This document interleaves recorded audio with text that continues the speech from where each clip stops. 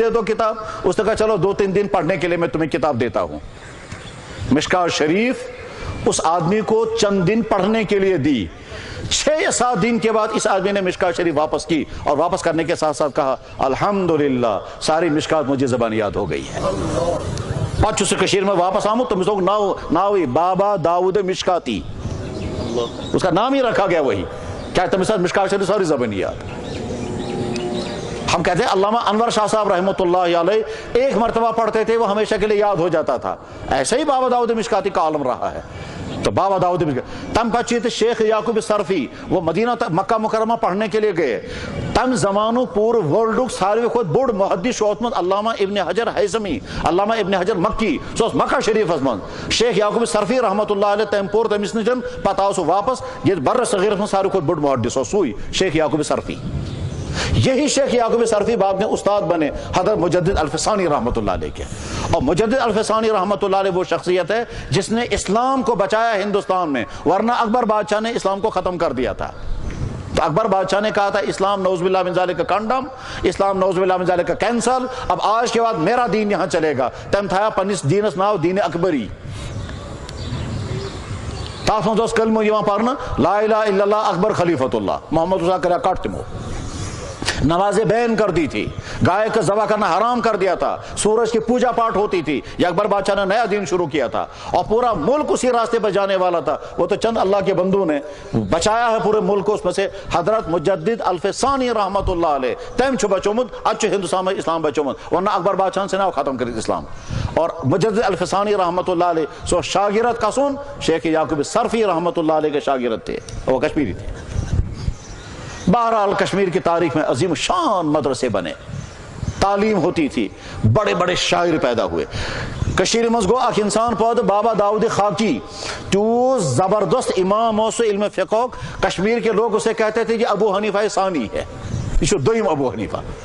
تو ذہین انسان اس مجھ سے بابا داؤد خاکی رحمۃ اللہ علیہ. غرض یہ کہ جب اسلام یہاں آیا تو مدارس, علماء, محدثین, فقہا, قاضی, شعراء و اولیاء ہر قسم کے لوگ پیدا ہوتے گئے ہیں. عبادت گزار ایسے اللہ اکبر حیرت ہوتی ہے ان لوگوں کی عبادت گزاری کو دیکھ کر کے کہ ایسا بھی ہو کہ ایک بزرگ ایک پہاڑی پر گیا, 1 ہفتے تک وہاں عبادت کرتا رہا, صرف پانی کا چند گھونٹ پیتا تھا, وضو کرتا تھا, نماز, پھر 1 ہفتے کے بعد واپس آتے تھے. ایک بزرگ تھے ملا احمد کشمیری. ملا احمد کشمیری رحمۃ اللہ علیہ دمن یا اللہ حضرت نبی کریم صلی اللہ علیہ وسلم ایس تشریف نما گارے ہراس من بدھ خاصا کن پہاڑ پر بدھ بھی ہمیں گارے ہراس من گزت. اس کے بعد پہاڑ پر جا کر کے وہاں عبادت کرتے تھے 3 دن, کبھی 7 دن, اور پھر 7 دن عبادت کرنے بعد جب تھک جاتے تھے وہاں سے ہم ازم کے پتو وسم بون پتو سوت کھوا پتو بھی واپس کھسا. تو عجیب عابد پیدا ہوئے, عجیب محدث پیدا ہوئے, عجیب فقہا پیدا ہوئے.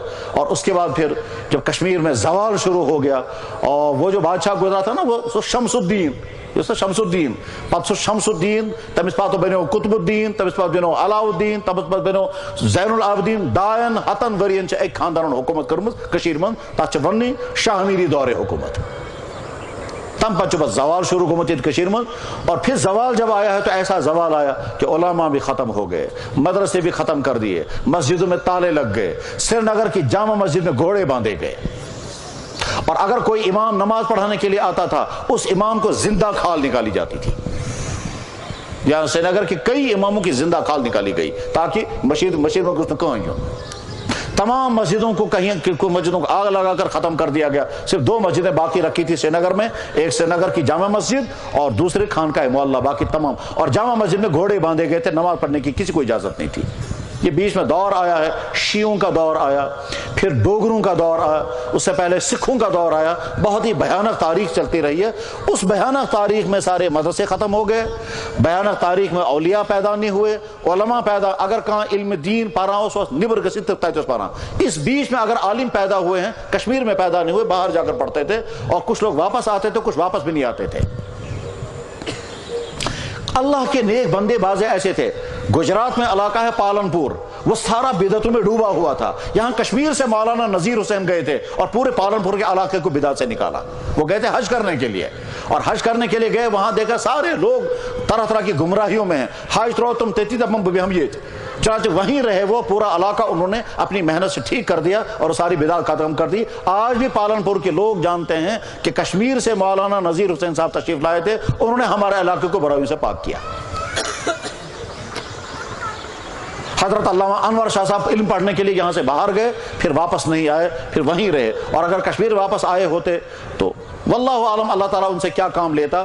یہ سلسلہ اسی طرح سے چلتا رہا, نہ مدارس تھے نہ کچھ. اس کے بعد پھر اللہ جل شانہ کا فضل ہوا کہ اس طرح کے یہ مدرسے پھر قائم ہونے شروع ہو گئے. یہ مدرسوں کا سسٹم بالکل انوکھا سسٹم ہے. اصلی دینی تعلیم انتظام کرن چو حکومت ذمہ داری, مگر اسلامی حکومت کی ذمہ داری ہے. اس کے مغل دور اسمس, مغل دور میں مغلوں کی طرف سے باقاعدہ دینی تعلیم کا انتظام بھی ہوتا تھا, اور لوگ بھی اپنی طرف سے دینی تعلیم کا انتظام کیا کرتے تھے. اس زمانے میں دین پڑھنے والے طالب علم اپنے کھانے کا خود انتظام کرتا تھا, اپنے رہنے کا خود انتظام کرتا تھا, اور عالم جو ہے اسے پڑھا دیا کرتا تھا. لیکن جب انگریزوں کا منحوس دور یہاں آیا, اور اس کا پھر سارا انگریز یموز ہندوستانس مز آمت تمو کراو ارادہ کہ پورے ہندوستان گژھِ کرسچن سٹیٹ بنن, یت گژھن ساری عیسائی بنن. اور وہ سارے عیسائیت کے سیلاب پھیلانے کے لیے انہوں نے جو پلان بنایا تھا وہ بہت زیادہ خطرناک پلان تھا. پہلا پلان تھا جتنے علماء ان تمام علماء کو قتل کر دو. چونکہ 50,000 علماء کو انہوں نے قتل کر دیا, تاکہ یہ گوتن کہیں اسلام ون وول روزن یمن نش. تمام اسلامی مدارس بند کر دیے, اور پادری اگر اعلان کر کے کہتے تھے اسلام غلط ہے. دلی کی جامع مسجد میں لوگ نماز پڑھ کر نکلتے تھے, نبرو سواخاسم پادری کھڑا تو میں نے کہا چو یم نماز پڑھا تو ہم دین چھو غلط, تو ہم نبی تھی غلط, نعوذ باللہ من ذالک. اور مسلمان کچھ نہیں کہہ سکتے تھے کیونکہ انگریزوں کا دور تھا, انگریز کا ظالمانہ حکومت تھی, اور پادری کھلم کھلا اعلان کرتے تھے تمہارا اسلام غلط ہے. اس وقت ہمارے علماء میں سے جو عالم مقابلے میں کھڑا ہوا اس کا نام تھا مولانا رحمت اللہ کیرانوی. تم کرا تم چیلنج, میں تم سے بحث کرنے کے لیے تیار ہوں. اس کے بعد پھر مناظرہ ہوا تھا آگرہ کے اندر. اس آگرہ کے مناظرے میں دنیا کا سب سے بڑا پادری شخص کہا گیا, اور ساری دنیا کی عیسائیوں کو پیغام مل گیا. اسلام کے مقابلے میں عیسائی ٹک نہیں سکی. وہ عالم تھا مولانا رحمت اللہ کیرانوی. اس کے بعد پھر اسلام کے بچانے کے لیے مدرسوں کا سلسلہ شروع کیا گیا کہ صاحب ہم ایسا مدرسہ قائم کریں گے, لوگوں سے کہ لوگوں تمہارے ہی بچے, تمہارا ہی چندہ, تمہاری ہی محنت, ہم تمہارے بچوں کو دین پڑھائیں گے. یہ واپس آ کر تمہاری سوسائٹیوں میں پہنچیں گے, کوئی تمہارا امام بنے گا, کوئی تمہارا استاد بنے گا, یہی تمہارے نکاح پڑھائیں گے, یہی تمہارے جنازے پڑھائیں گے, یہی تمہیں سنت سکھائیں گے, یہی واعظ و تبلیغ کریں گے. امت سے افراد لینا, امت سے ان کے کھانے کا انتظام کروانا, اور تیار کر کے امت کو واپس دے دینا. بس یہ ہے وہ مدرسوں کا سلسلہ. اور اس کا نتیجہ یہ ہوا کہ 150 سالہ انگریزوں کے ظالمانہ تاریخ کے باوجود ہندوستان سے اسلام مٹ نہ سکا, اور مٹ بھی نہیں سکتا. وجہ بنی اسلامی مدارس.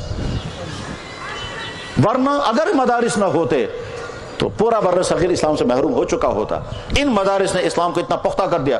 یہی وجہ ہے کہ آج کے ہندوستان کے مسلمان معاشی طور پر مصیبتوں میں یقیناً, سیاسی طور پر تباہ حال یقیناً, مگر اپنے دینی اعتبار سے بالکل پختہ ہیں. اس لیے پختہ ہیں ان کے بعد اتنے مضبوط مدرسے ہیں کہ مسلمان ملکوں کے بعد بھی ایسے مضبوط مدرسے نہیں ہیں. ان کے پاس اتنی مضبوط تبلیغ ہے کہ مسلمان ملکوں کے پاس ایسی مضبوط تبلیغ نہیں ہے. اور اگر کہیں مسلمان ملکوں میں مثلا پاکستان یا بنگلہ دیش میں مدرسے ہیں, وہ ہندوستان کے مسلمانوں سے سیکھ کر کے انہوں نے بنائے ہیں. ان مدارس کے ذریعے سے اس طرح سے اسلام چلتا رہا. بعد میں اب کشمیر میں بھی اللہ تعالیٰ شاہ نے یہ شکل پیدا کر دی کہ پچھلے 30-40 سال کے عرصے میں مدارس یہاں بھی قائم ہونے شروع ہو گئے. انہی مدارس کا سلسلہ ہے, ہر جگہ کوئی نہ کوئی مدرسہ. مدرسوں سے نکل کر آنے والا عالم, وہ عالم آتا ہے, وہ کسی جگہ اسلامی ادارہ قائم کرتا ہے, وہاں کے عوام سے کہتا ہے بچے بھی آپ کے ہی, کھانا بھی آپ ہی کو دینا ہوگا, زمین بھی تم ہی لوگ مہیا کرو. وہ بیچارہ خود در در پھرتا ہے, چندہ بھی کر کے لاتا ہے, بچوں کو بھی جمع کرتا ہے, ان کو پڑھاتا بھی ہے, ان کو کھلاتا بھی ہے, ان کو سلاتا بھی ہے, سارا کچھ کر کے پھر عالم بنا کر کے واپس بھیج دیتا ہے. ہمارے بزرگوں میں سے حضرت مولانا مفتی محمود حسن نور اللہ برکاتہ, انہوں نے فرمایا کہ مجھے جناب رسول اکرم صلی اللہ علیہ وسلم کی خواب میں زیارت ہوئی. حضرت نے فرمایا تعلیم اور تبلیغ یہ دونوں کام کرتے رہنا, جنت میں میرے ساتھ آ جاؤ گے. بہرحال مدارس کی تاریخ ہے. اسی غرض کے لیے مدرسوں کے جلسے ہوتے ہیں تاکہ عام مسلمان دیکھ سکیں کہ مدرسہ ہوتا کیا ہے. اور آج کے زمانے میں تو مدرسوں کے خلاف طرح طرح کے الزامات لگتے ہیں, اور جو الزام لگانے والے وہ بھی جانتے ہیں یہ الزام ہے صرف. میرے بھائیوں بہت عجیب مرحلہ آتا ہے وہ کیا، جب غیر سمجھتے ہیں یہ مدرسہ کیا چیز ہے، اپنے کہتے ہیں یہ بیکار ہے، وہ دوسرے سمجھتے ہیں یہ کیا چیز ہے، کہ جب تک یہ ہیں تب تک اسلام کو ہلانا مشکل ہے۔ کیوں؟ ان کے ذریعے سے مسلمانوں کے عقائد، عبادات، معاشرت، رہن سہن، اسلام کی تعلیم، مسجدیں آباد، قبرستانات، یہ سب کچھ چلتا رہے گا جب تک یہ ہیں، اور جب یہ ختم ہو جائیں گے اس کے بعد پھر مسلمان چاروں طرف سے ہوں گے اسلام سے خالی۔ جیسے بہت سارے مسلمان ملک ہیں، تعجب کھاتا ہے آدمی، ایک مسلمان ملک سے درخواست آئی مسلمانوں کی طرف سے، ہمارے پاس امام نہیں ہے، امام بھیجیے۔ مسلمان ملک سے درخواست بھیجی جا رہی ہے، کیوں؟ اس دینی تعلیم پڑھنے کا کوئی انتظام ہی نہیں ہے، حتیٰ کہ نادرہ قرآن پڑھانے والا بھی نہیں ملتا۔ یہ جو مولانا رحمت اللہ کیرانوی جس کا تذکرہ میں نے کیا، مولانا رحمت اللہ کیرانوی جس نے مناظرہ کیا تھا پادریوں کے ساتھ اور انگریز حکومت پیچھے تھی اور وہ شکست کھا گیا تھا، یہی مولانا رحمت اللہ کیرانوی تشریف لے کے مکہ شریف اور مکہ مکرمہ میں انہوں نے مدرسہ قائم کیا، مدرسہ سہولتیہ، خانے کعبہ میں امام نہیں مل رہے تھے، مدرسہ سہولتیہ سے امام لانے پڑے۔ ایسا دور بھی بیچ میں گزرا ہے کہ کعبہ شریف کے امام لائے جاتے تھے مدرسہ سہولتیہ سے، اور ان کی فہرست بنی ہوئی ہے، یہ ہے فلاں عالم جو خانہ کعبہ کے امام بنا، پڑھا ہوا تھا مدرسہ سہولتیہ سے، یہ ہے فلاں شخص جو خانہ کعبہ کے اتنے زمانے تک امام رہا، یہ پڑھا ہوا تھا مدرسہ سہولتیہ کا۔ اور مدرسہ سہولتیہ قائم کیا ہندوستان سے جا کر ایک آدمی نے، جن کا نام تھا مولانا رحمت اللہ کیرانوی۔ تو میرے بھائیو، دینی مدرسوں کا مقصد یہ ہے کہ ہمارے بچے دینی تعلیم پڑھیں، اور خاص طور پر اس لیے بھی کہ مسلمان گویا مدرسے والے کہتے ہیں مسلمانوں تم میں سے کچھ سائنس پڑھ رہے ہیں، کچھ میڈیکل پڑھ رہے ہیں، کچھ نان میڈیکل پڑھ رہے ہیں، کچھ کالجوں سکولوں میں ہیں، کچھ عدالتوں میں ہیں، کچھ بزنس کر رہے ہیں، ٹھیک ہے، ہم اسلام پڑھیں گے، اسلام پڑھ کر کے افراد تیار کریں گے، دینی رہنمائی تمہیں یہاں سے ملے گی۔ تمہیں صحت خراب ہوگی تو ڈاکٹروں سے مدد لو گے، دین چاہیے تو مدرسوں سے مدد لو گے۔ مدرسے تمہاری ہر طرح کی رہنمائی کرنے کے لیے تیار ہیں، دین کے جس شعبے کی رہنمائی چاہیے۔ انسان کی زندگی کا اہم ترین شعبہ عبادات کا ہے، نظام عبادت کیا ہے مدرسوں کے ذمہ معلوم ہوگا۔ دین کا ایک اہم ترین شعبہ نظام معاشرت ہے، نکاح کیسے ہوگا، طلاقیں کیسی ہوتی ہیں، والدین اور اولاد کے حقوق کیا کیا ہیں، میاں بیوی کے رہن سہن کیسے ہوگا، پڑوسوں کے ساتھ کیسے رہنا ہوتا ہے، گھریلو سسٹم کیسے چلانا ہوتا ہے، وراثتیں کیسی تقسیم کی جائیں گی، پراپرٹی خریدنے اور بیچنے کے سلسلے، یہ سب کچھ مدرسوں سے۔ انسانی زندگی کا اہم ترین شعبہ ہے بزنس، تو بزنس کے تمام مسائل تم کو مدرسے والے سمجھیں، کیونکہ وہ پڑھتے ہی ہیں کتاب البیوع، اور وہ حدیثوں میں اور فقہ میں تفصیل کے ساتھ۔ غرض ہے کہ جس شعبے میں تمہیں دینی رہنمائی کی ضرورت ہوگی اس رہنمائی کے لیے یہاں سے افراد تیار ہو رہے ہیں اور رہنمائی تمہیں کرتے رہیں گے۔ میرے بھائیو، دینی مدرسوں کے جلسوں کا ایک مقصد یہی ہوتا ہے کہ امت کے سامنے آ جائیں کہ بھائیو تم نے جو بچے دیے تھے وہ بچے، کوئی بچہ آج حافظ بنا ہے، آگے چل کر یہ عالم بنے گا، یہ بولنے والا ہوگا، اس کے قلم سے دین کو فائدہ ہوگا، اس کی زبان سے دین کو فائدہ ہوگا، یہ کہیں حفاظت دین کا کام کرے گا، کہیں اشاعت دین کا کام کرے گا، کہیں باطل کا مقابلہ کرے گا، کہیں کنفیوژن دور کرے گا، کہیں اقامت دین، تنفیذ دین کا کام، کہیں تحقیق دین کا کام کرے گا۔ تحقیق دین کا مطلب کیا ہوتا ہے؟ نئے مسائل سامنے آ گئے، ان کو حل کرنا ہے، وہ حل کیسے ہوں گے؟ اس مسائل کو حل کرنے کے لیے جتنا علم چاہیے، وہ جب تک وہ علم نہیں ہوگا تب تک وہ حل نہیں ہو سکتے ہیں۔ تحقیق دین، اور آج کے زمانے میں ہزاروں نئے مسئلے سامنے کھڑے ہیں، ساسبج مسئلہ نہیں کھڑا جب حل کارنچے اور سچ علماء نے ذمہ داری عوام ہے کہ مسئلہ سمجھتے نا، ایسے ٹف مسائل، اور زندگی ہر سیاسی مسائل ہزاروں ہیں، معاشی مسائل ہزاروں ہیں، میڈیکل لائن سے ہزاروں مسئلے آ رہے ہیں۔ پتہ ہے سوانان بلڈ ڈونیشن، پتہ ہے سوانان آئی ڈونیشن، پتہ ہے سوانان کڈنی ڈونیشن، آج ہے لیور ڈونیشن۔ لیور ڈونیشن کا مطلب جیسے لیور کا پیس کریں گے اور آدھا پیس دوسرے کو دیں گے، یہ درست ہوگا یا نادرست ہوگا؟ پیسہ لے سکتے ہیں یا نہیں لے سکتے ہیں؟ جائز اگر ہے تو کیسے ہے؟ اگر ناجائز ہے تو حل کیا نکلے گا؟ ان قریب شاید ایسا وقت آنے والا ہے، ایسا وقت آنے والا ہے کہ انسان ڈیسائیڈ اس کا آج نا سوال کیا تھا جناب، بچہ ٹھہر گیا، الٹرا ساؤنڈ بتا دیتا ہے کہ لڑکا ہے کہ لڑکی ہے، ٹھیک، اس کے بعد آدمی فیصلہ کرنے لگتا ہے تیرے کو ختم کروں تو ایبارشن کرا دیتے ہیں.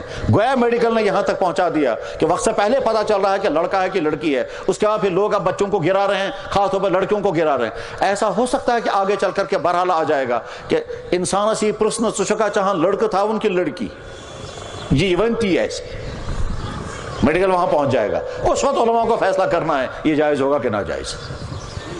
اگر علماء کہیں گے چوائس جو مرضی سو کرو, سہری سانڈن لڑک ٹھیک سہری سانڈن لڑک کیس کل بات لڑکی ایسے کوئی نہیں تھی نا سہری کی اصل لڑکے سانڈن خانداری قصبانی سب نے کوئی نہیں, تو پاپولیشن کا امبیلنس ہو جائے گا. اس کو نظر میں رکھ. ہزاروں مسائل نئے پیدا ہوتے ہیں, عبادات میں بھی نئے مسائل پیدا ہوتے ہیں. پہلے زمانے میں انجیکشن نہیں کرتے تھے, آج کے زمانے میں انجیکشن کرتے ہیں. سوال ہے روزہ ٹوٹے گا یا باقی رہے گا. پہلے زمانے میں انہیلر نہیں تھا, آج کے زمانے میں انہیلر ہے. سوال ہے روزہ ٹوٹے گا یا باقی بچے گا. دوائیوں کے قبیل کی ایسی ایسی چیزیں سامنے آئی ہیں. مجھے کل رات آدمی فون کر رہا ہے, کہہ لگا جناب ایک کیپسول آیا ہے اس میں نان ویجیٹیرین سمٹمز ہیں, لیکن یہ نہیں معلوم ہے کہ گوشت کی کیا کیا چیز اس میں ڈالی گئی ہے, اور وہ کیپسول کھائے جاتے ہیں. ہم یہ کیپسول کھا سکتے ہیں یا نہیں کھا سکتے ہیں؟ کون فیصلہ کرے گا یہ حلال ہے کہ حرام ہے؟ تو طرح طرح کے نئے مسائل پیدا سامنے آتے ہیں. علماء کا ایک کام اشاعت دین, دوسرا کام حفاظت دین, تیسرا کام تنفیذ دین, چوتھا کام تحقیق دین. نئے مسائل سامنے آئیں گے ان کی تحقیق کرو, ان کے جائز و ناجائز ہونے کے فیصلے کرو. پانی کی قلت سامنے آنے والی ہے. جب پانی کی قلت سامنے آئے گی اس کے بعد کیا ہوگا؟ شہروں کے اندر جو گندے نالے ہیں ان گندے نالوں کے پانی کو صاف کیا جائے گا, اور صاف کرنے کے بعد پھر دوبارہ بوتلوں کے ذریعے سے گھروں تک پہنچایا جائے گا. تو وہ پانی پینا جائز ہوگا ناجائز؟ صاف تو ہو گیا مگر پاک بھی ہوا یا نہیں؟ بلکہ ہو سکتا ہے آگے چل کر کے انسانوں اور جانوروں کا پیشاب بوتل میں جمع کر کے پھر اس کو پروسیس کر کے پھر صاف کر کے دیں گے, کہا آپ کو یہی پینا پڑے گا. یہ جائز ہوگا ناجائز؟ تو طرح طرح کے نئے مسائل سامنے آتے ہیں, اور ان مسائل کو حل کرنے کے لیے محنتیں کرنی ہوتی ہیں. یہ سارے کام علماء کے کندھوں پر ہے, اور علماء الحمدللہ یہ کام. تو میرے بھائیوں, دینی مدارس میں جلسہ کرنے کا اہم ترین مقصد ہوتا ہے مدرسوں کا تعارف, مدرسوں کی کارکردگی, مدرسوں کے ذریعے سے کیا چیز تیار ہو رہی ہے وہ. اللہ اکبر, وہ باپ کتنا خوش قسمت جس کا بیٹا حافظ بنا. اللہ کے نبی علیہ السلام فرما رہے ہیں قیامت کے دن حافظ کے باپ کو ایسا تاج پہنایا جائے گا جس کی چمک سورج سے زیادہ تیز ہوگی. تو جب حافظ کے باپ کو یہ تاج پہنایا جائے گا تو خود حافظ کا مقام کتنا اونچا ہوگا. ارشاد فرمایا گیا دیندار حافظ, قرآن کے مطابق زندگی گزارنے والا حافظ اتنا قیمتی ہوگا کہ 10 جہنم کے مستحق انسانوں کو جہنم سے نکال لے گا. شفاعت کا حق اتنا اس کو اللہ تعالیٰ عطا فرمائیں گے. اللہ کے نبی فرما رہے ہیں خیرکم من تعلم القرآن وعلمہ, تم میں سب سے زیادہ بہتر انسان وہ ہے جس نے قرآن سیکھا اور قرآن سکھایا. سب سے بہتر انسان وہ ہے. اس سے زیادہ خوش قسمت انسان کون؟ کہ جس کے کانوں میں آواز صرف قرآن کی, جس کی نگاہوں کے سامنے صرف قرآن, جو ہر وقت باوضو رہتا ہے قرآن کے لیے. وہ سوتا ہے تو قرآن کی فکر لے کر, وہ صبح اٹھے گا تو قرآن کی فکر لے کر, یا اس کو نادرہ پڑھنا ہے یا حفظ کرنا ہے, یا تفسیر پڑھنی ہے یا اس کا گرامر پڑھنا ہے, یا حدیث پڑھنی ہے. تو رات و دن ان کا گزرتا ہے قرآن کے ماحول میں, حدیث کے ماحول میں. اس لیے مقدس ترین جگہ ہوتی ہے وہ مدرسہ جہاں صبح سے شام تک صرف اللہ, صرف پاکیزگی, صرف. یہی وجہ ہے کہ اگر آج کوئی جاننا چاہے کہ صاحب دنیا میں سب سے زیادہ پاکیزہ ماحول کہاں ہے, جواب آئے گا مدرسے میں. یہاں نہ بے حیائی ہے, یہاں نہ لڑکیاں ہیں, یہاں نہ بے پردگی ہے, یہاں نہ فحش چیزیں ہیں, یہاں نہ فلمیں ہیں, یہاں نہ ٹی وی ہے, یہاں گندا کام کچھ نہیں. پاکیزہ ترین ماحول میں پاکیزہ جوان تیار ہوتے ہیں. اور میں کبھی کبھی سوچتا ہوں, میں نے کہا یا اللہ, وہ حدیث جس میں اللہ کے نبی علیہ السلام نے ارشاد فرمایا, کیا فرمایا؟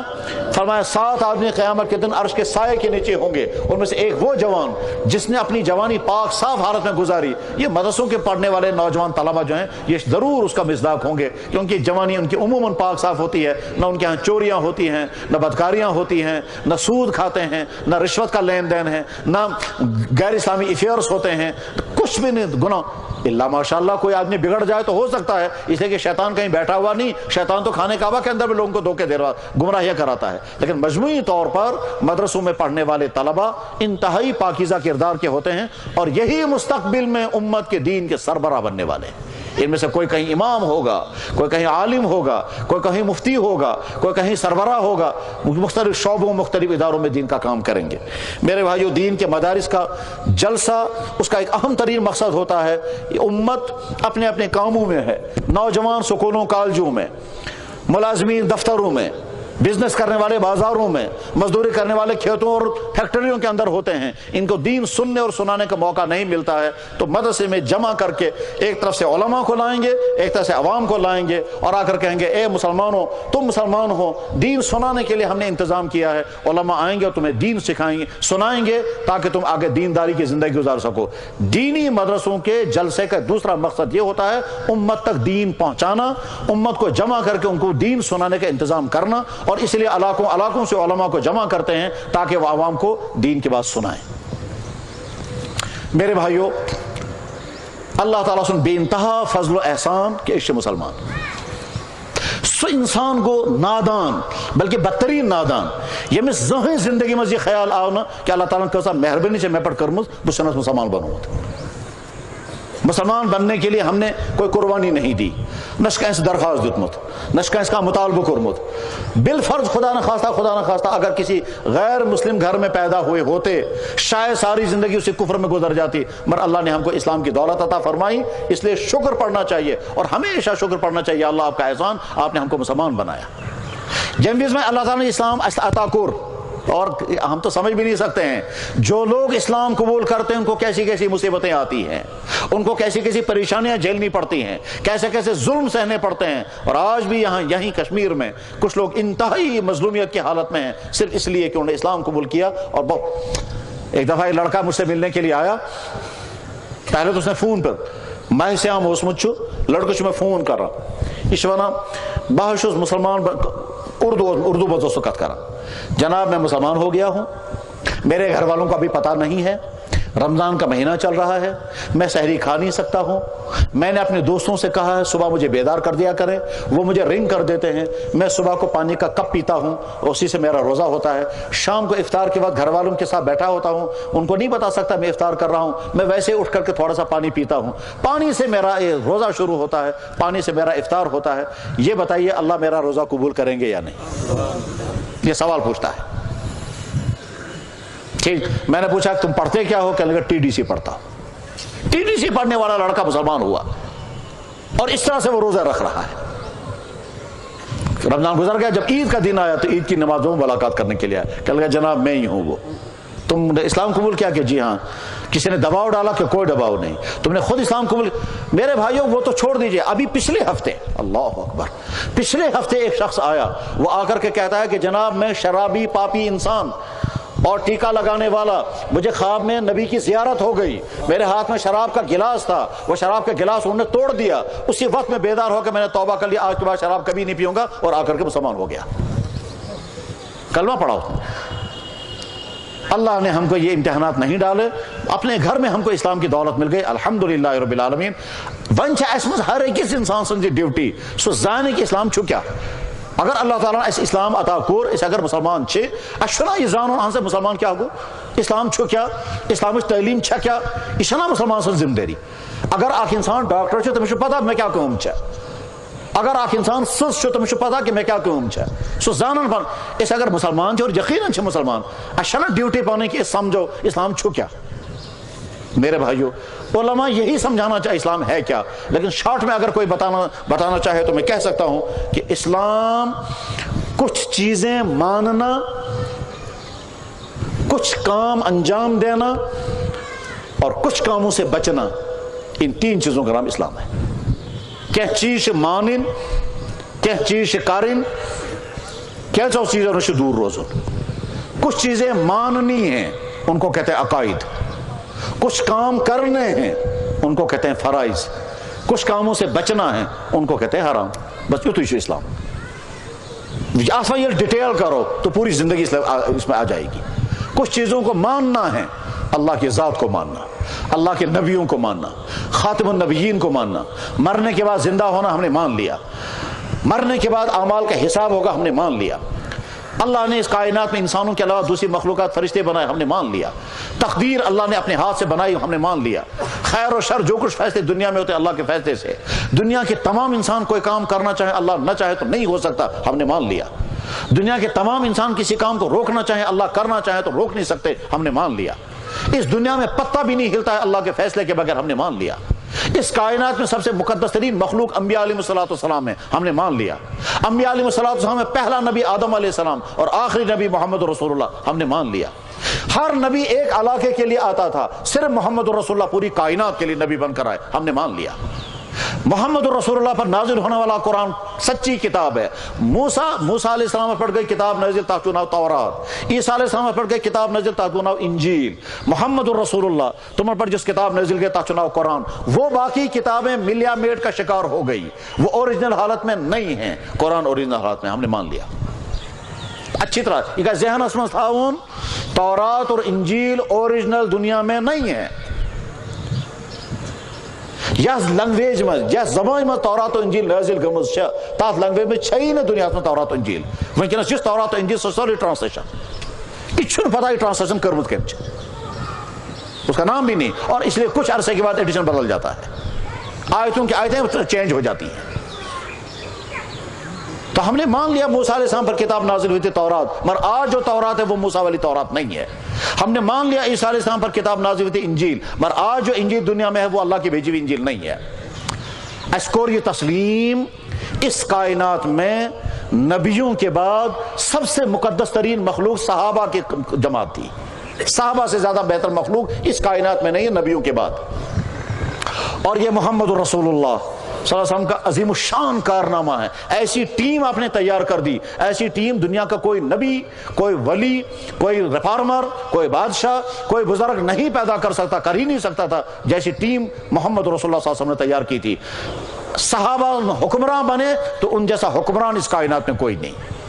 صحابہ پاور میں آ گئے تو ان سے زیادہ پاور کو ٹھیک طرح سے استعمال کرنے والا کوئی نہیں. جس اعتبار سے بھی دیکھیں گے صحابہ کا مثال اس کائنات میں کہیں نہیں مل سکتی.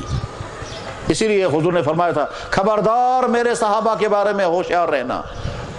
جو آدمی میرے صحابہ کے بارے میں کوئی جملہ بولے گا اللہ تعالیٰ کی لعنت اس پر. اذا رأیتم الذین یسبون اصحابی فقولوا لعنت اللہ علی شرکم. اشکر تسلیم کہ جناب رسول اکرم صلی اللہ علیہ وسلم نے جو حدیثیں بیان فرمائی, تمام محدثین نے کارنامہ انجام دے کے ساری حدیثیں ریکارڈ کر دی. اشکر یہ تسلیم کہ اسلام کا جو قانون ہے وہ فقہ کے ذریعے سے ہم تک پہنچا ہے. اسلام کا جو روحانی نظام ہے وہ اولیاء کے ذریعے سے ہم تک پہنچا. یہ کو سوری تسلیم کورنے ممکن ہیں. اب صرف مانا ہم نے مانا اللہ کی ذات کو, ہم نے مانا نبیوں کو, ہم نے مانا خاتم النبیین کو, ہم نے مانا رحمت اللہ عالمین کو, ہم نے مانا قرآن کتاب حق ہے, ہم نے مانا مرنے کے بعد زندہ ہونا ہے, ہم نے مانا کہ تمام اعمال کا حساب دینا ہے, ہم نے مانا جنت بھی اور جہنم بھی ہے, ہم نے مانا فرشتے ہیں. ابھی صرف مانا, ہم نے مانا صحابہ کرام سے زیادہ بہتر مخلوق اس کائنات میں کوئی نہیں. ہم نے مانا دنیا کے تمام انسان مل کر, اس میں مسلمان, اولیاء, صحابہ, اولیاء, محدثین, فقہا سارے ایک طرف, وہ صحابی جس نے چند منٹ حضور کے ساتھ گزارے اس کا درجہ اونچا ہے ان تمام سے. ہم نے مان لیا امت کے اندر ایک جماعت, ان کو کہتے ہیں اولیاء کرام کی جماعت, وہ اللہ کے ولی ہوتے تھے مگر وہ خدا نہیں ہوتے تھے. ہم نے مان لیا ایک جماعت دنیا میں تھی, ان کو کہتے تھے محدثین, انہوں نے کارنامہ انجام دیا حدیث جمع کر. یہ سب کچھ ہم نے مان لیا. اچھا عقائد اسلام ہم نے مان لیا. قیامت کے قریب حضرت عیسیٰ علیہ السلام دنیا میں تشریف لائیں گے, ان سے پہلے امام مہدی آئیں گے. ہم نے اس لیے مانا کیونکہ محمد صلی اللہ علیہ وسلم نے فرمایا, امام مہدی کا پورا تعارف کرا. مرزا چلا یہ دیا طلاقت مجھے کہتا ہے مرزا تھے, ان سے جا کر کہیں اچھی طرح سے کہ جس مرزا قادیانی کو آپ کبھی کہتے ہو مہدی, کبھی کہتے ہو عیسیٰ, کبھی کہتے ہو مسیح, وہ تو ڈھنگ کا انسان بھی نہیں تھا. بلکہ ابھی کچھ دنوں پہلے مجھے ایک عجیب بات ذہن میں آئی, اللہ اکبر, پوری انسانی تاریخ میں ایسی بیوقوفی کی بات کسی نے نہیں کہی جیسی بیوقوفی کی بات مرزا قادیانی نے کہی ہے. پوری انسانی تاریخ میں ایسی بیوقوفی کی بات کسی نے نہیں کہی ہے, ایسی بے شرمی کی بات کسی نے نہیں کہی ہے جیسی بے شرمی کی بات مرزا قادیانی نے کہی ہے. ان کی کتابوں میں لکھی ہوئی ہے, اور اگر کہیں کوئی مرزائی ملے تو اسے جا کر کہہ دینا. کیا کہا مرزا قادیانی نے؟ مرزا غلام احمد قادیانی نے کہا کہ میں عورت کے روپ میں آ گیا, خدا صاحب مرد کے روپ میں آ گئے, اور خدا صاحب نے میرے ساتھ وہی کیا جو شوہر بیوی کے ساتھ کرتا ہے. لا حول ولا قوت الا باللہ, یہ ان کی کتابوں میں ہے. الفاظ اس کے کچھ اور ہیں کہ خدا صاحب نے میرے ساتھ استعارے میں قوت رجولیت کا اظہار فرمایا. بہرحال ہم نے مان لیا حضرت عیسیٰ علیہ السلام دنیا میں تشریف لائیں گے. مرزا قادیانی نہ عیسیٰ ہے، نہ مسیح ہے، نہ مہدی ہے. وہ کبھی کہتے ہیں یہ مہدی ہے، کبھی کہتے ہیں عیسیٰ ہے، کبھی کہتے ہیں مسیح ہے. 100 سال سے زیادہ ہو گئے اس کو دنیا سے چلے گئے. آج تک تو عیسیٰ کہیں کچھ نہیں ہوا جو حضرت عیسیٰ علیہ السلام کو کرنا تھا دنیا میں. بہرحال یہ ساری باتیں ہم نے مان لی. یہ چپٹر نمبر 1 ہے. اس کو کہتے ہیں عقائد، اس کو کہتے ہیں ایمانیات. ان میں سے ہر بات کو ٹھیک طرح سے ماننا ضروری ہے. اللہ کی ذات کو واحد ماننا ضروری، نبیوں کو معصوم ماننا ضروری، نبیوں کو تسلیم کرنا ضروری کہ نبی انسان کے روپ میں آیا کرتے تھے، وہ انسانی ہوا کرتے تھے، وہ انسان کی طرح کھانا کھاتے تھے، انسانی ہوتے تھے، مگر انسانوں کے اندر جو خامیاں اور کمزوریاں ہوتی ہیں ان تمام خامیوں اور کمزوریوں سے وہ پاک ہوتے تھے. اسے وہ کہتے تھے نبی معصوم ہوتا ہے. اور خاتم النبیین تھے محمد الرسول اللہ. وہ ساری کائنات کے لیے نبی بن کر آئے، ساری کائنات کے لیے کوئی نبی نہیں. یہ ہے چپٹر نمبر 1 اسلام کا. اور چپٹر نمبر 2 اسلام کا دوسرا چپٹر ہے کچھ کام انجام دینا لازم ہے. ہر مسلمان پر نماز فرض، ہر مسلمان پر روزہ فرض، ہر مسلمان مالدار پر زکوٰۃ لازم، ہر مسلمان مالدار پر حج کرنا لازم. یہ 4 اہم فرض ہیں. اور اتنے ہی نہیں ہیں، عبادات کے فرض ہیں. قرآن کریم پڑھنا، تلاوت کرنا ہر مسلمان پر لازم. قرآن کریم میں اللہ تعالیٰ شان و ارشاد فرماتے ہیں جناب رسول اکرم صلی اللہ علیہ وسلم کو مخاطب بنا کر وَأَمُرْ أَهْلَكَ بِالصَّلَاةِ، آپ اپنے گھر والوں کو حکم کریں نماز کی پابندی کریں گے. لا نسألک رزقا، ہمیں یہ نہیں پوچھنا ہے کہ آپ کے گھر میں کھانا پینا ہے یا نہیں. اور اللہ تعالیٰ فرماتے وَاسْتَبِرْ عَلَيْهَا، آپ اس پر خود بھی پابندی کریں. نماز کی پابندی آپ کی ذمہ داری. جب اللہ تعالیٰ شانو حضور کو حکم دے رہے ہیں نماز کی پابندی کریں تو اور ہوگا. ایک دفعہ ایک ڈاکٹر سے میں نے پوچھا، میں پروسیکیوٹر ڈاکٹر صبس ڈاکٹر صاحب میں ونت یم وز زائن آسان ہو تکلیف خلاص گھنو تکلیف تمس کوتا تکلیف چھ گژھان.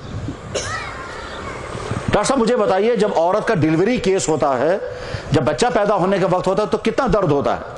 ڈاکٹر صاحب کیا حق سے میں صبح میں تھا تو بول آپ کو کیا کرے گا، یہ آپ کیوں پوچھ رہے ہیں. میں نے کہا جی مجھے مجبور ایک ضرورت ہے، ضرورت کی وجہ سے میں پوچھتا ہوں. میں ونت یم وز زائن ڈیلیوری کیس آئے تم وز کوتاہ تکلیف آسان زائن. ڈاکٹر چھونا آپ کو کیا مجبوری پڑی ہے. میں نے کہا مجبوری نہیں ہے، ضرورت ہے، آپ بتائیں. سشونا دانت میں جب درد ہوتا ہے تو بہت سخت ہوتا ہے. میں تو بس ٹھیک. دبن دانت سے 8 گنا زیادہ درد ہوتا ہے جب کڈنی کے اندر پتھر ہوتا ہے. میں تو بس ٹھیک. دبن کڈنی میں جو درد ہوتا ہے اس سے 11 حصہ زیادہ سخت درد ہوتا ہے شاٹیکا کا درد، لنگڑی کا درد اسے کہتے ہیں. ایرکو نسا سوچا تکلیف آسان، سوچا زنگ آسان تکلیف، سوچا آسان ام خود 10 گن زیادہ شوٹنگ پین. بتا سمجھے پچھونا جتنا شاٹیکا کا درد سخت ہوتا ہے اس سے 70 گنا زیادہ سخت درد ہوتا ہے جب عورت کو بچہ پیدا ہوتا ہے. مطلب بس ٹھیک. وہ چھونا ڈاکٹر صاحب آپ کیوں پوچھ رہے تھے. یہ ڈاکٹر دیندار ہے، ریش داڑھی والا ہے، نمازی ہے، تسبیح خوان ہے، تلاوت کرنے والا ہے اور اپنے شہر کا ٹاپ کا سرجن ہے، یہاں نہیں بنگال میں ہے. ٹھیک. ڈاکٹر مجھ سے پوچھا ڈاکٹر آپ کیوں پوچھ رہے تھے. میں نے کہا میں بتاتا ہوں میں کیوں پوچھ رہا تھا. میں اس لیے پوچھ رہا تھا کہ ایک عورت کو ڈیلیوری کا درد شروع ہو گیا، ادھر سے نماز کا وقت آ گیا. اگر یہ عورت کہے گی یا اللہ یہ نماز چھا میں معاف یا تکلیف اسمنز، اس تکلیف کی حالت میں یہ نماز مجھے معاف ہے، اللہ تعالیٰ شانوں کی طرف سے جواب آئے گا نماز معاف نہیں ہے تجھے پڑھنی پڑے گی. خدا بکاج ہے کہ مزید نماز ادا کرت ہیکا کرت نہ ہیکا کرت مگر معاف چاہیے نہیں ہے یہ پا رہی. جو نماز ایسی سخت ترین تکلیف کی حالت میں بھی معاف نہیں ہوتی وہ نماز کہاں معاف ہو جائے گی. عورت کہ مجھے برتن صاف کرنے ہیں، مجھے کپڑے دھونے ہیں، مجھے یہ کرنا ہے، ان عذروں کی وجہ سے نماز کیسے معاف ہو سکتی ہے. مردوں کی زندگی میں سب سے زیادہ مشکل ترین وقت کون سا ہوتا ہے کہ جب جنگ ہو رہی ہو اور بارش کی طرح سے گولیاں برس رہی ہوں. وہ ہے سب سے مشکل ترین وقت مردوں کے لیے. جس وقت مرد یہ سمجھیں گے اگر ہم نماز کے لیے کھڑے ہو جائیں گے تو دشمن ہمارا گلا کاٹ دیں گے، ہم میں سے ایک بھی باقی نہیں بچے گا اگر ہم نماز کی طرف کھڑے ہو گئے. وہ وقت سب سے مشکل ترین وقت ہوتا ہے. ٹھیک. ایسی حالت آ گئی. کیسی حالت آ گئی کہ صاحب اگر نماز کی طرف متوجہ ہو گئے تو قطر بطر سنن کرے تم ویشو یہ مرد ونن ہے نماز چھا معاف. اس ایسی حالت میں نماز معاف ہے. جواب ہے نماز معاف نہیں ہے، پڑھنی پڑے گی. ثبوت اس کا جناب رسول اکرم صلی اللہ علیہ وسلم نے صلاۃ الخوف پڑھی، اسی لیے حدیث کی کتابوں میں چپٹر آتا ہے صلاۃ الخوف کا۔ صلاۃ الخوف کا مطلب یہ ہوتا ہے جب دشمن حملہ کرنے کی اتنا قریب ہے کہ اگر ہم نماز میں مشغول ہو گئے تو مارے جائیں گے سارے، اس وقت نماز چھوڑنے کی اجازت نہیں ہے۔ البتہ کیا کرنا ہوگا، ایک جماعت نماز پر کھڑی ہو جائے، ایک جماعت دشمن کے مقابلے میں کھڑی رہے، یہ ایک رکعت پڑھ کر وہاں چلے جائیں، وہ وہاں سے آ کر امام کے پیچھے کھڑے ہو جائے، پھر امام ان کو دوسری رکعت پڑھائے گا، امام ایک رکعت، اس امام کی دوسری رکعت ہوگی۔ صلاۃ الخوف کا مستقل ایک تجربہ، ایک طریقہ لکھا ہوا ہے، بلکہ اماموں کا اختلاف بھی ہو گیا ہے، بخاری میں کے علاوہ تو صلاۃ الخوف کا پورا چپٹر لگا ہوا ہے۔ اسی لیے یعنی گویا جب دشمنوں کا اٹیک اتنا خطرناک ہو رہا ہو کہ جانے بچنے کی امیدیں نہ ہوں، اس وقت بھی نماز معاف نہیں ہوتی، تو میرے بھائیو وہ نماز کہاں معاف ہو جائے گی؟ بزنس کی وجہ سے، ملازمت ڈیوٹی کی وجہ سے، کھیل کود کی وجہ سے وہ کیسے معاف ہو جائے گی؟ سان حالت ونکنس یہ امت کی اکثریت اس میں بے نمازی ہے۔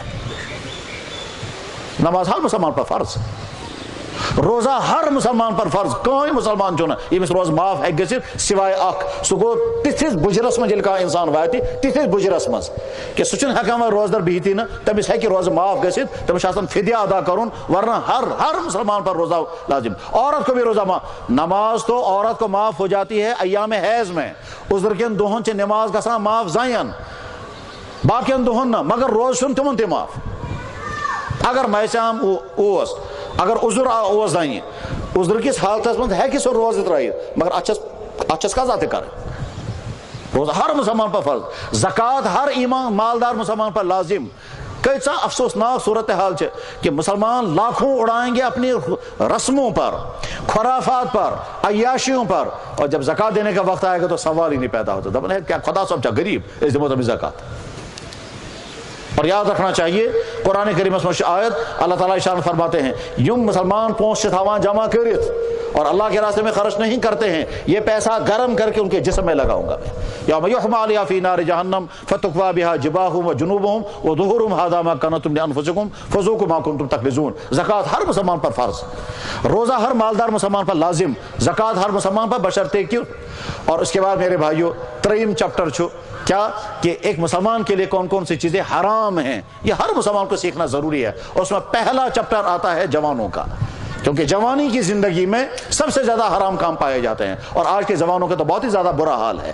ایجوک جوان ڈرگز، غلط تعلقات، شراب، چرس، فیشن، یہودیوں کی نکالی، ماں باپ کی نافرمانی، حتیٰ کہ اس سے آگے بڑھ کر کے اب نوجوانوں کا حال یہاں تک پہنچا کہ بے شمار مسلمان نوجوان چھونا یت اسلام مز جس اسلام میں ڈرگز حرام ہو وہ اسلام ہمیں درکار نہیں، جس اسلام میں ڈانس منع ہے وہ اسلام ہمیں چاہیے نہیں۔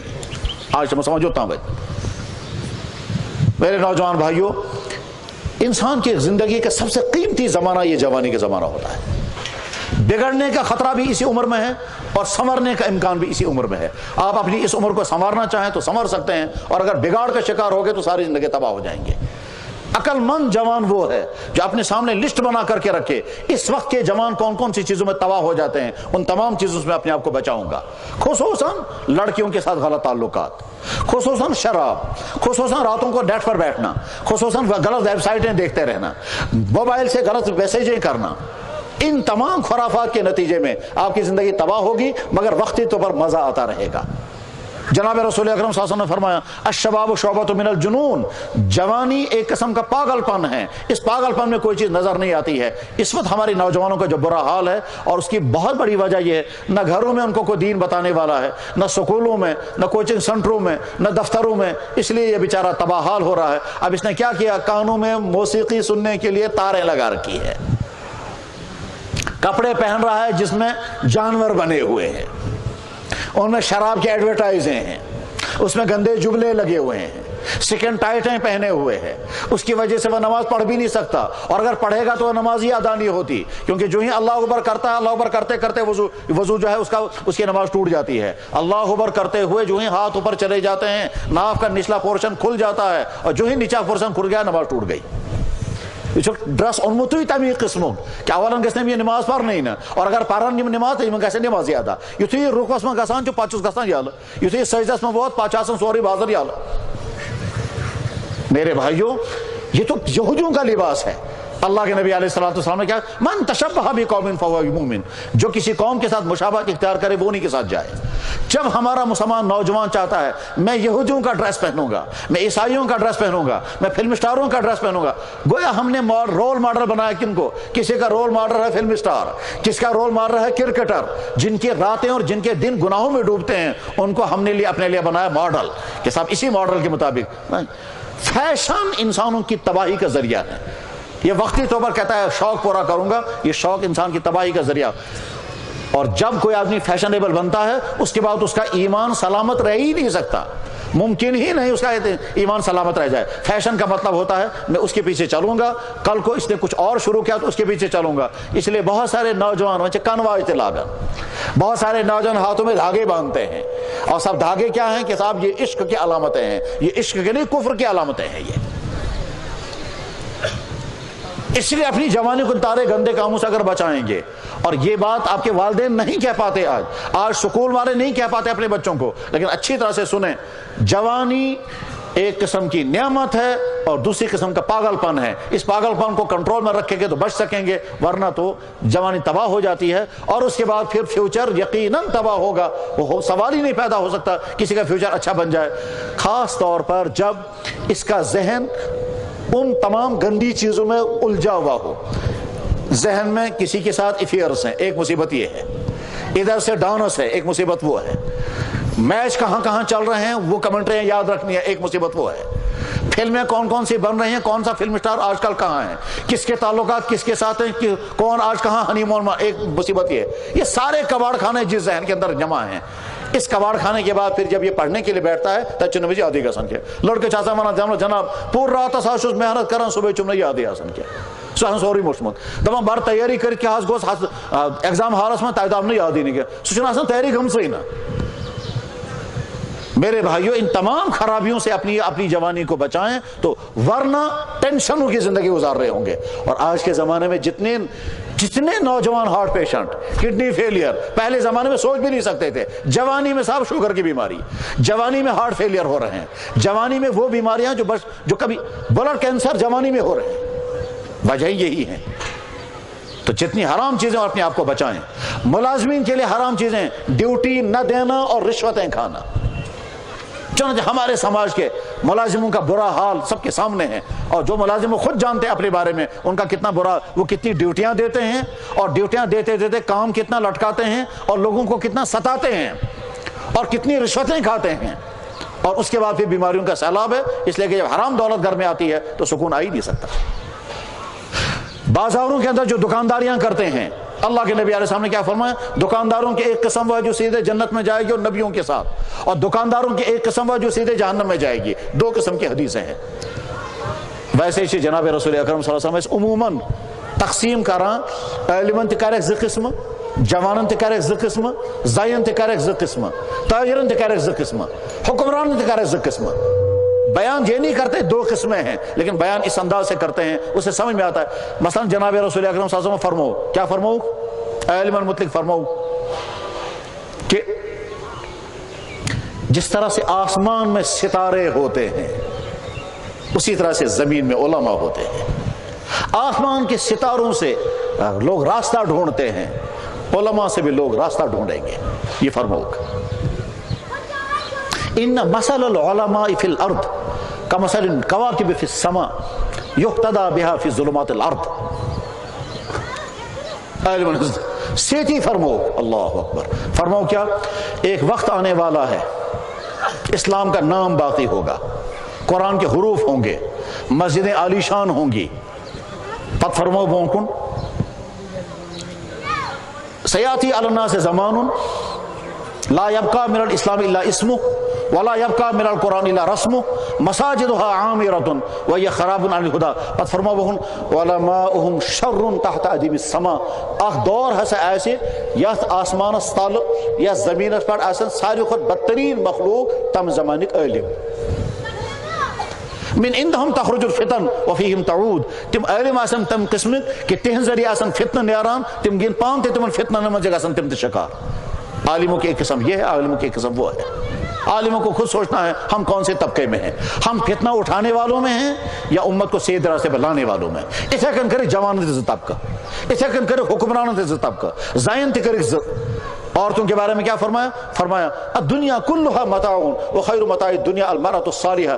دنیا میں ہر چیز نفع پہنچاتی ہے، سب سے بہترین آرام پہنچانے والی چیز عورت ہے. اور دوسری حدیث میں کیا؟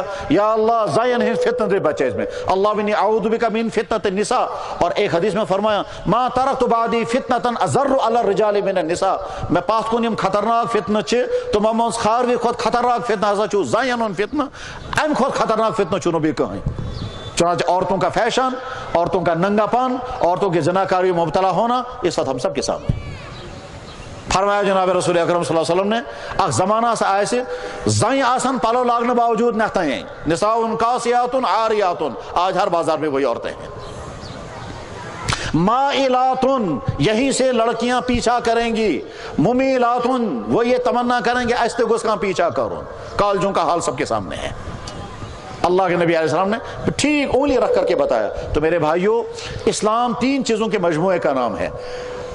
کچھ حقائق کو ماننا ہے تو منچون ایمانیات، کچھ اعمال انجام دینے ان کو کہتے ہیں فرائض، اور کچھ چیزوں سے بچنا ہے ان کو کہتے ہیں حرام. ماں باپ کی نافرمانی حرام، شراب پینا حرام، ڈرگز استعمال کرنا حرام، رشوت کھانا حرام، ناحق قتل کرنا حرام، کسی کا مال اڑانا حرام، چوری کرنا حرام، بدکاریاں کرنا حرام، غلط تعلقات جوڑنا حرام، غیبتیں کرنا حرام، مال اللہ نے عطا کیا، علم عطا کیا تو تکبر کرنا حرام، اعمال کرنا دکھلاوے کے لیے وہ بھی حرام، حسد کرنا حرام، کسی کی ترقی پر جلنا یہ حرام.